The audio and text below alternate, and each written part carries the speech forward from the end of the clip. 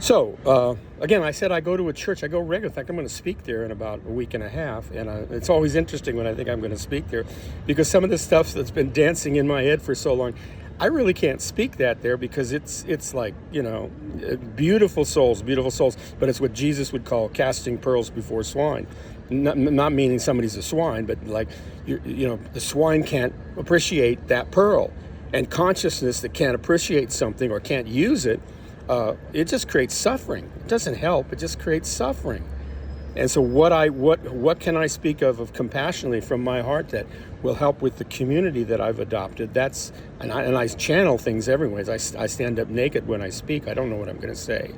But I'm always interested in how that happens, especially when I'm in a group that almost feels like there's a little more of a damper on it, as far as even the meaning section of it, and also just the whole concept of how do I, mostly I try to be authentic and try to not get too serious about any meaning, because bottom line is, I'm saying, you need to let that go. You need to let that go. So churches and organizations, the church, it provides a community. I like the people. I really like the fellowship most of all, afterwards. But and the 12 steps, I just love the group. I don't really meticulously practice the 12 steps, except for the first 3 that I just said.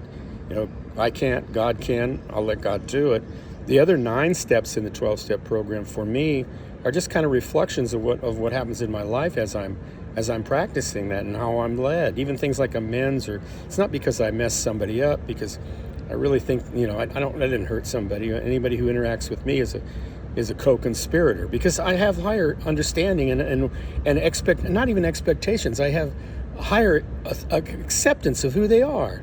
They're not subject to no one's subject to ignorance, my ignorance upon them. No one else is. I'm not subject to someone else's ignorance upon me, because I don't even know that it's ignorance. Maybe they're talking in tongues, and they probably usually are, because they're all talking from love. Even if they're talking, thinking that it's harsh, they're coming from love. This is how they have to work to say it. And you have to remember that when you're working with people. And therefore, you can go anywhere. I mean, my church and stuff like that is anywhere. The church of outside. I was at a meeting yesterday, a 12-step meeting, and the man was talking about how he finds his bliss in everything, even from garbage on the ground. He sees it everywhere. It's like, wow. I was going after I said, I really liked your share. That was beautiful, really beautiful. So organizations and teachings and stuff like that, I mean, there's a lot that comes out of me, and all through my life, people would say, like, well, where did you learn that? Where did you get that? Did you study under someone? I mean, I remember back in school, they would talk about Jesus, and the years they don't have documented, they thought he was at Essene schools and stuff like that, and that's where he learned the things he knew. But no, he learned them from within him. It's all in here. It's all in us. It's our natural program, or whatever you want to call it. It's our natural state. You don't have to learn it. All you have to do is be still and know. Like that saying, be still and know that I am God. Everybody wants to project that and say, well, that means God's talking to me, saying, be still and know that I am, like great God, I am God. I hear that and I go, be still and know that I am God. Yes. Am I God? Yes. That's another thing you're going to have to get used to, and that's like, you can understand what maybe speaking. Could I say that in a more fundamental church? Well, they'd probably have a conniption fit if I started telling them, well, you believe you're God? And I go, well, yeah, I do.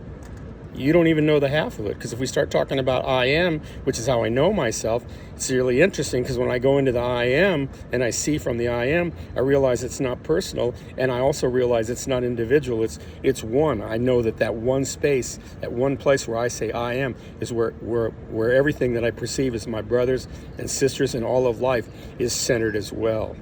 So where's the separation? I don't know.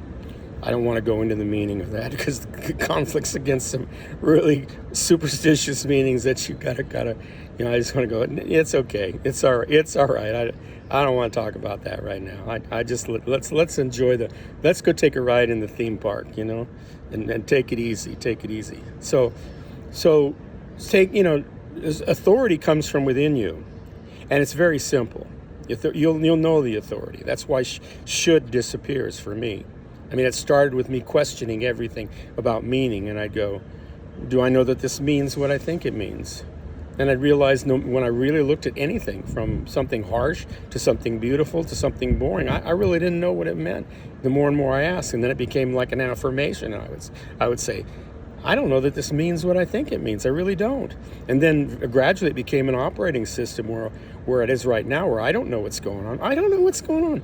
You know, there's a part of me still in my ego that says, well, this is going on, this is going on. And I'm going, and it's almost like my ego at that point says, I know, my ego's like, he's going, I know this isn't really what's going on, but this is what we used to consider and what a lot of people consider is going on.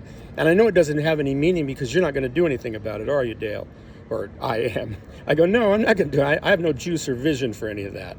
I'm not going to do anything about that. But we can watch it. We can wait and watch and see what life has for us. Next video.